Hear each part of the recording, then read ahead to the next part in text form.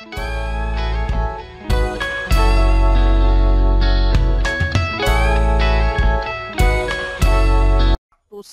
R2 means two-tier architecture, which is having two layers. The bottom layer which contains the database and application. That layer will be going to connect it to only one presentation system, that is called as two-tier architecture, which was released in the year 1972. But in 1979,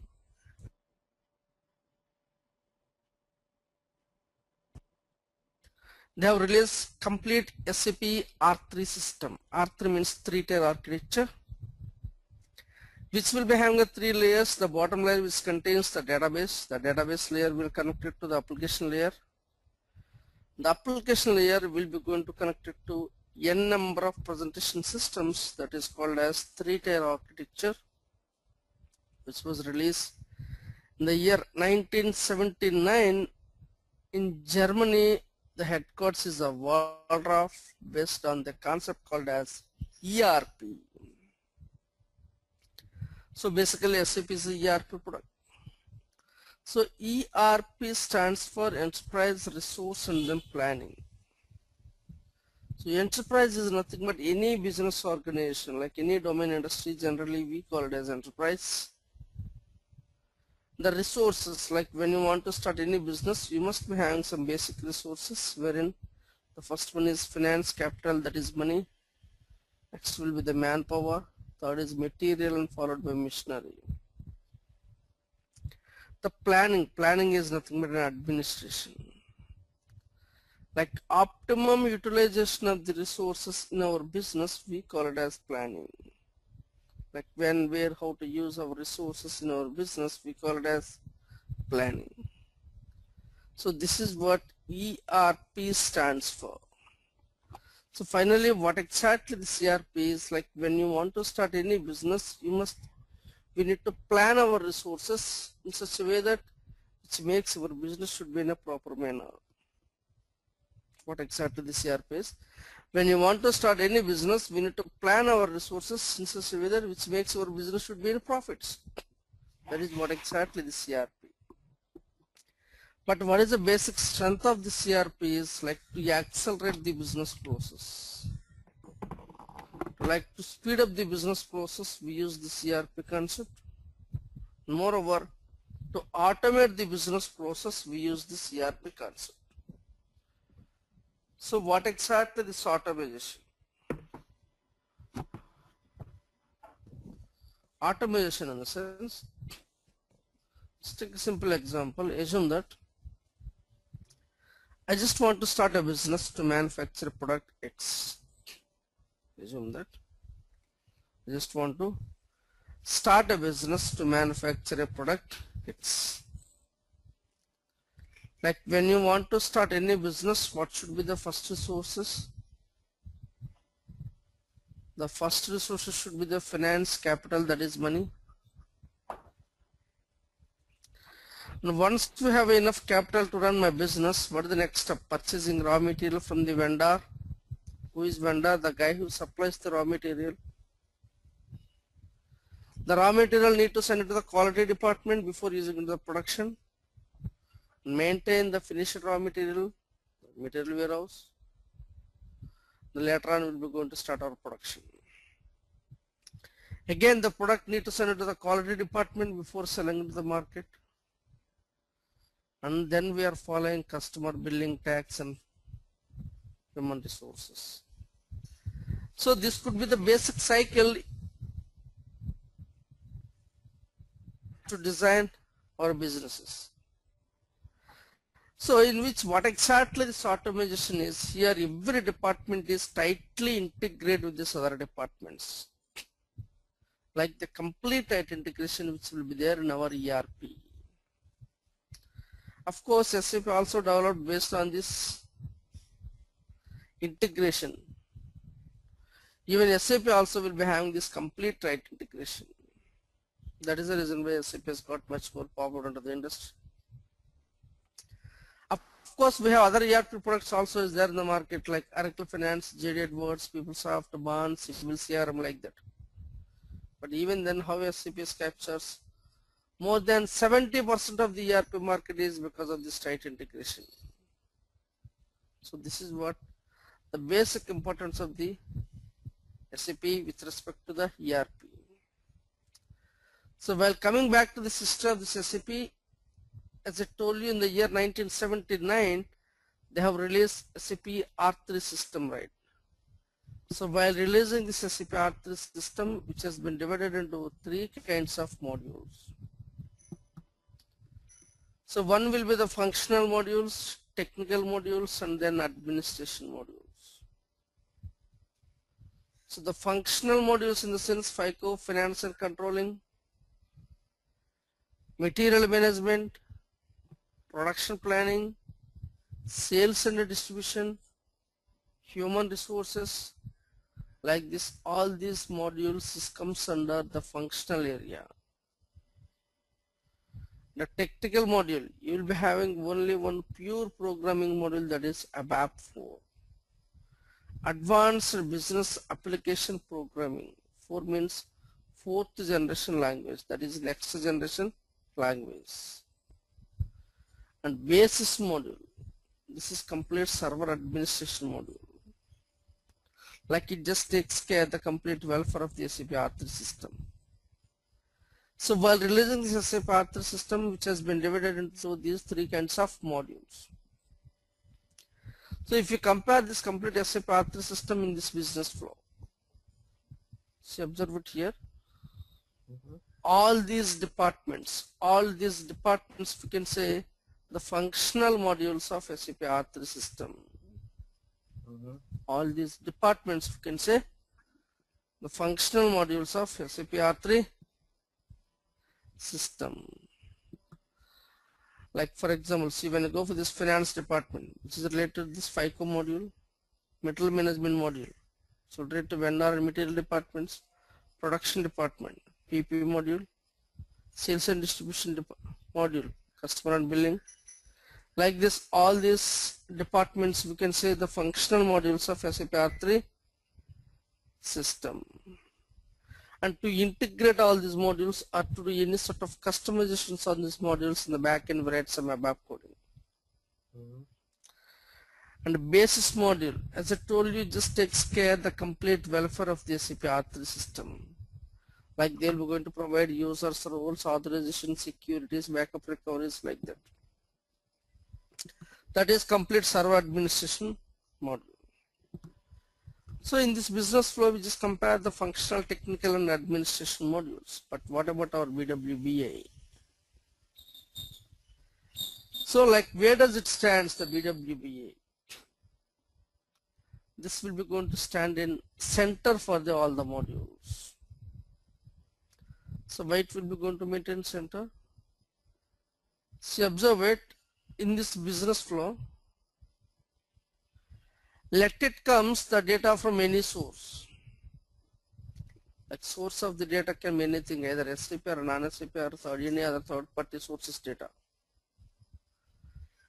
Like the data is coming from any source for any departmental data, either finance, vendor, material, production, customer, billing, HR, whatever it is. Like the data is coming from any source for any departmental data. Finally, the data should come into this business warehouse, where it maintains more of historical data with the aggregated format. On top of that, it allows you to generate the analytical reports. The business warehouse is the warehouse environment which maintains more of years together data with summarized format. On top of that, it allows you to generate the decision making reports. So that is what exactly the basic importance of the BW. But the thing is, SAP R3, which was released in the year 1979, but the first version of the BW, which was released in the year 1997. It means before 1997 there was no BW. We used to have only SAP R3 system.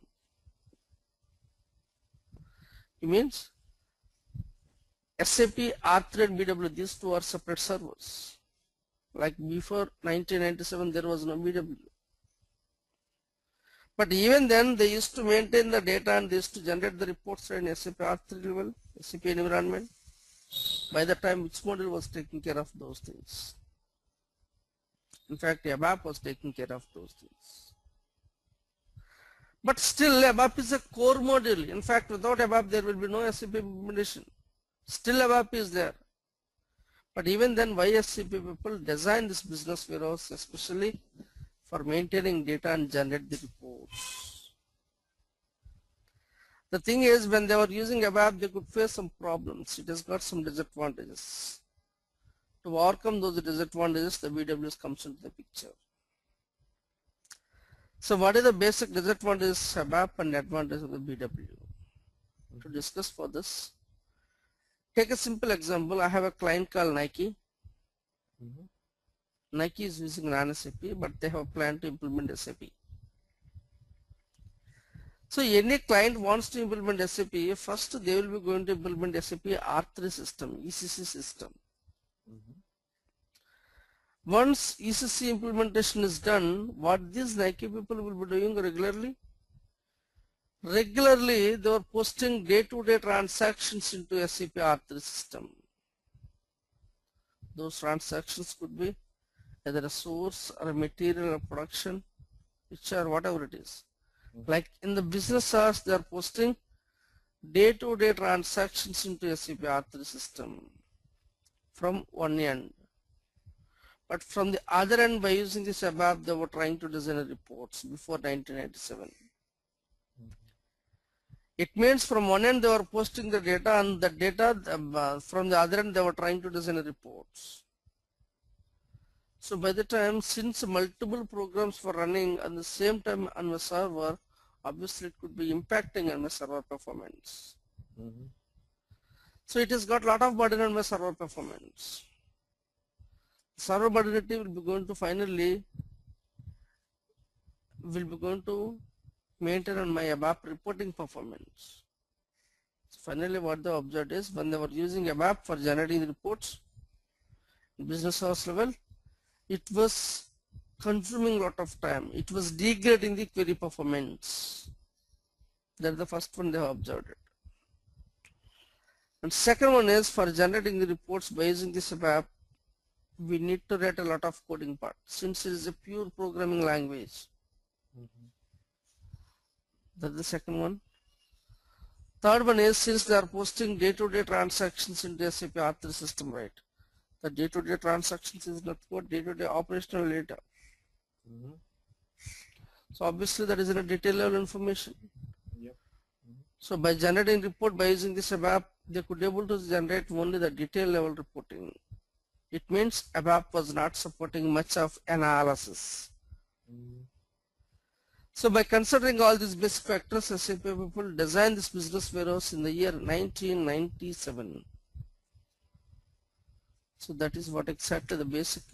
In the year 1997, the BWS comes into the picture. Oh, it was released, right? Yeah, it was released in the 1997. So assume that Nike has implemented both SAP and BW system. So once these two systems are ready, what these Nike people will be doing, as we discussed in the business hours, they are posting day-to-day transactions into SAP R3, but mostly in the non-business hours. Mostly in the non-business hours, the data will be updating from R3 to BW. So while updating data from R3 to BW, R3 level it was in a detail level transactions, but once the data has been updated to BW, the BW level, the data will be going to summarize, aggregated. Since the BW is in a multi-dimensional model, it has got a lot of performance activities. By using that, the data will be in a compressed format. Since the BW is maintaining the compressed data, when you're trying to design reports, obviously the query performance could be much more faster. That is the first one. Second one is, for generating the reports at BW level, we have an inbuilt front-end reporting tool called as Maxsoft Business Explorer. This is complete front-end tool. There will be no SQL codings and all. So which will be having a lot of query elements. By using that we can design any sort of analytical reports.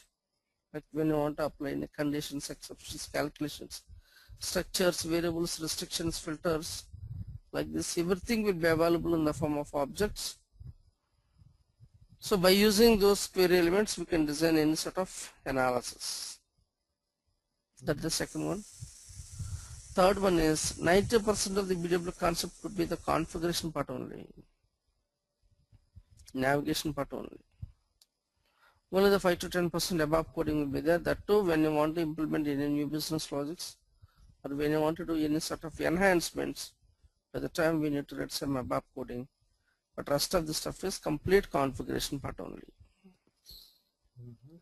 So by considering all these basic factors, SAP people designed this business warehouse in the year 1997.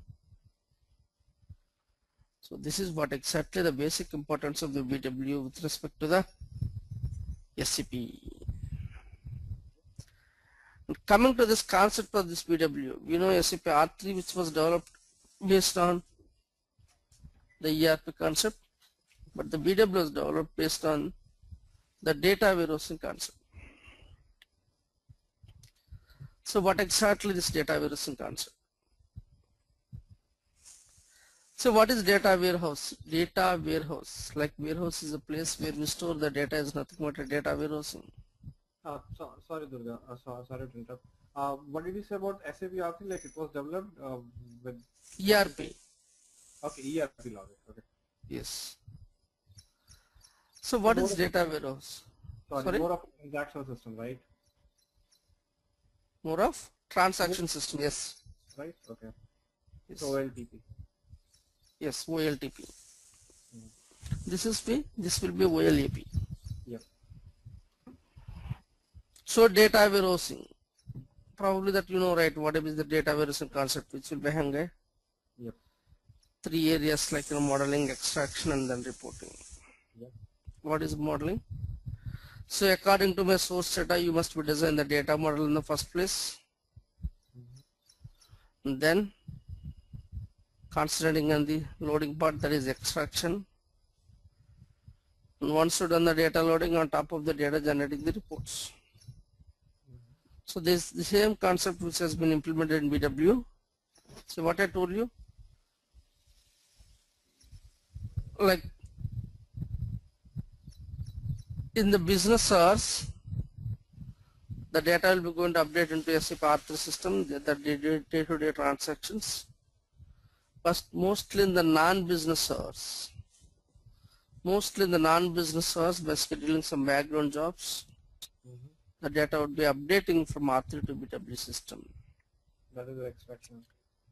Yes, extraction. So while updating data from R3 to BW, according to my source data, you must be having a data model right here. For example, when you want to load the sales data, according to the sales tables and sales data sources, you must design the data. You must design the data model here at BW level. That is we call as a modeling. Loading data from R3 to BW, that we call as a data extraction. On top of the data, generating the reports. This is what reporting. Okay, this is what the basic activities of this BW consultant. He will be going to involve then modeling or extraction or reporting. So this is what the BW, which was released in the year 1997 with the version 2.0, and later on they have released 2.1c, 2.0b, 3.0, 3.1c, 3.0b till the version 3.5. We used to call it as business warehouse. So after the 3.5 directly they have released the version called as 7.0. Right from the version 7.0 we are calling it as business intelligence. So this is what the BW BA. So as a BW BA consultant, he will be going to involve either in a modeling or extraction or reporting. This is what BW BA. Okay. And why is this like SAP NetWeaver like? What's called? The NetWeaver is a suite wherein this SAP BW BA is in one of the component. And what are the One of the applications. See, Within the NetWeaver, the BA is one of the application, the APO is one of the application, SCM is one of the application. These are all the applications within the suite that we call as a NetWeaver. Okay. Okay. Okay. So previously it was BW, now it's called as BI. Like whatever the BW. Yes. Yes. Yes. Okay. Coming to this architecture of this BW, we have three layers. The bottom layer, which is having the database, that is source of the data, and middle one is the BW server. On top we have a reporting environment. Source layer, here SAP R3 will be the source to this BW, right? Yeah.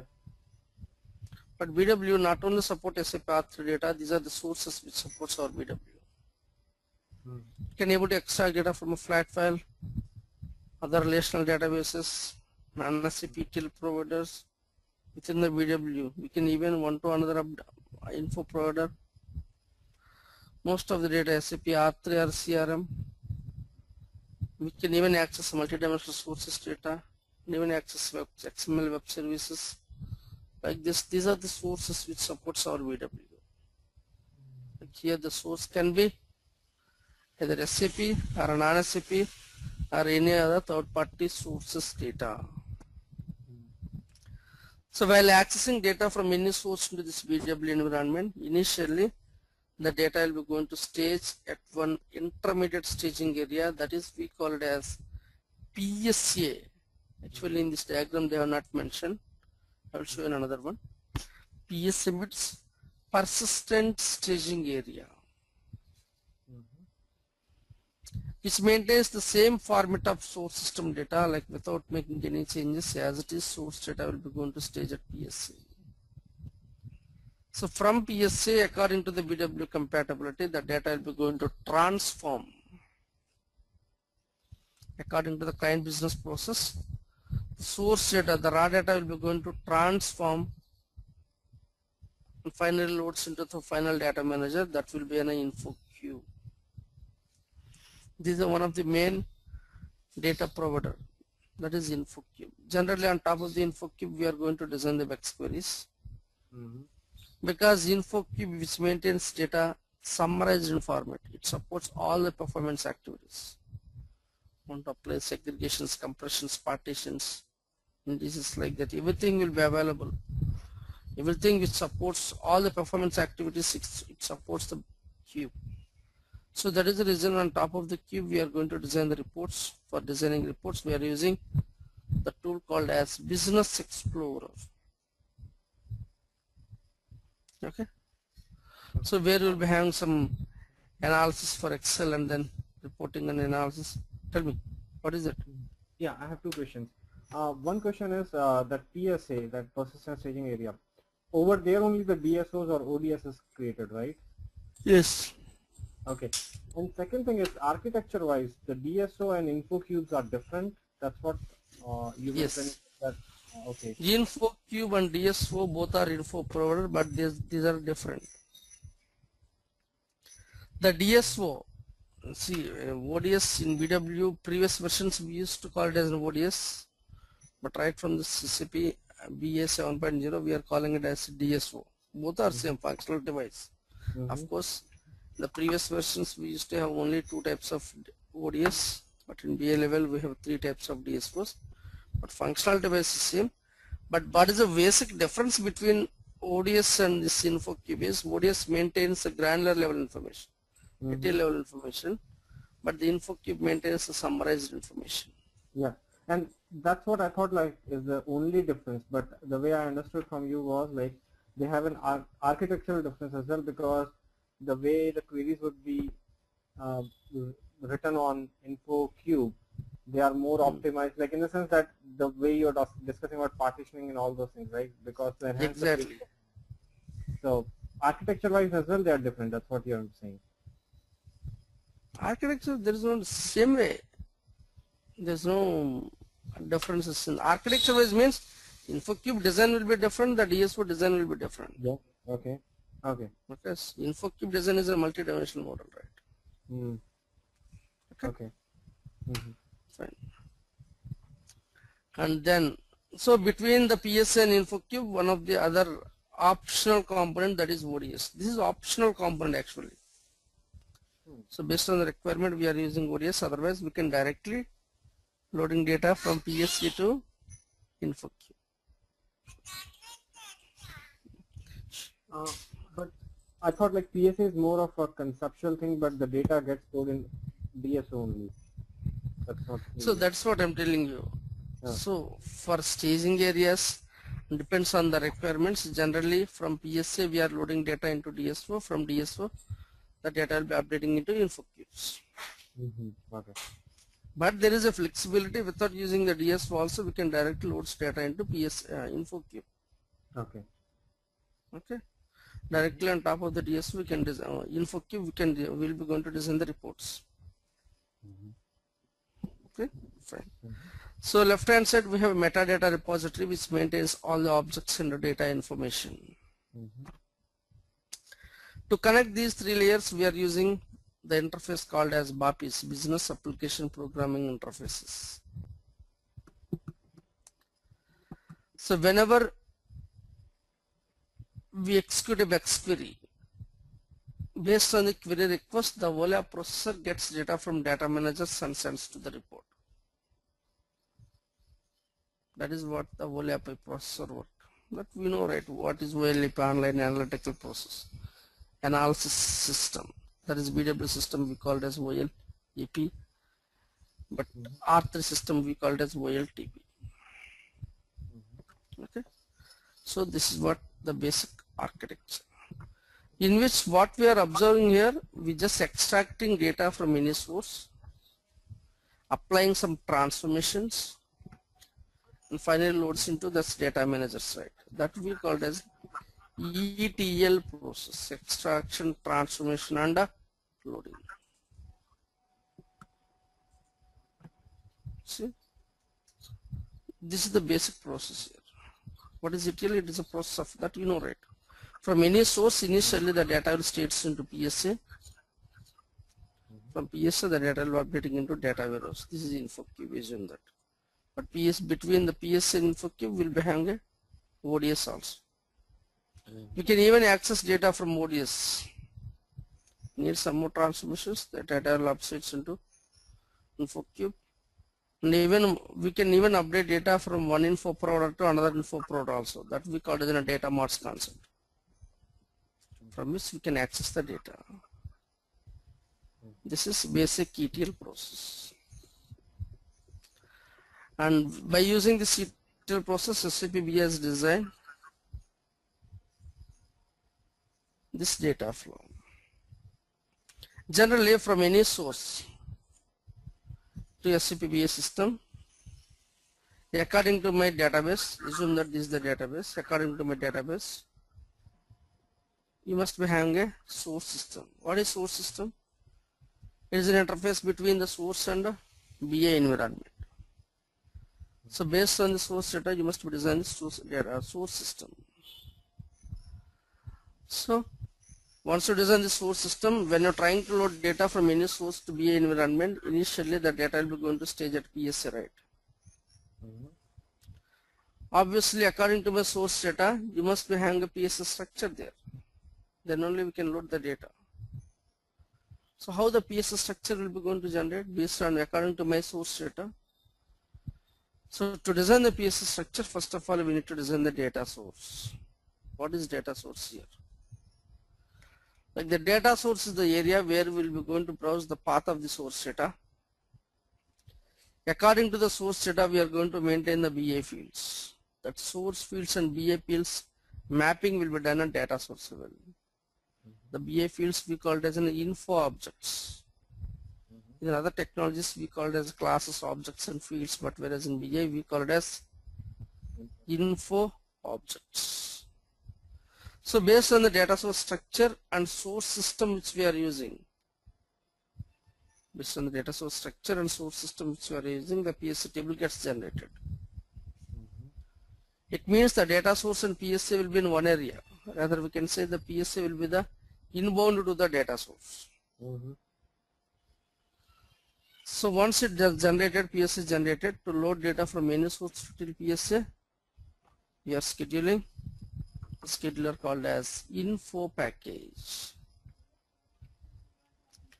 Like Infopackage is a scheduler which could help you out to load data from any source to till PSA. Infopackage is the scheduler which could help you out to load data from any source to till PSA. So from PSA we need to update data into this InfoCube. To update data from PSA to InfoCube, it's to design the InfoCube. And to load data from source like PSA to InfoCube, you must maintain some connection between the source and target, right? That is we call it as a transformation. Like the transformation is the area where we are going to map the data source fields to InfoCube fields. While mapping those fields, if you want to implement any sort of business logic, we can implement a transformation level. So based on the business logic, what we implement at transformation level, the data will be going to cleansing. Like to update data, see, from any source to PSA, we are scheduling a scheduler called as Infopackage, which is mainly used to load data from source to till PSA. But to update data from PSA to Cube, we are going to schedule the DTP, data transfer process. So whenever we schedule the DTP will be going to execute the transformation. So by the time, based on the business logic, what we implement at a transformation level, the data will be going to cleansing and refined data will be going to update into this info. So this is the basic process we are using in SAP BA. This is the standard process. So want to discuss more about these objects? Source system, see. So when I want to access relational data, relational sources like IBM DB2, Teradata, we use DB Connect. Multi-dimensional sources, Hyperion kind of data, we use UD.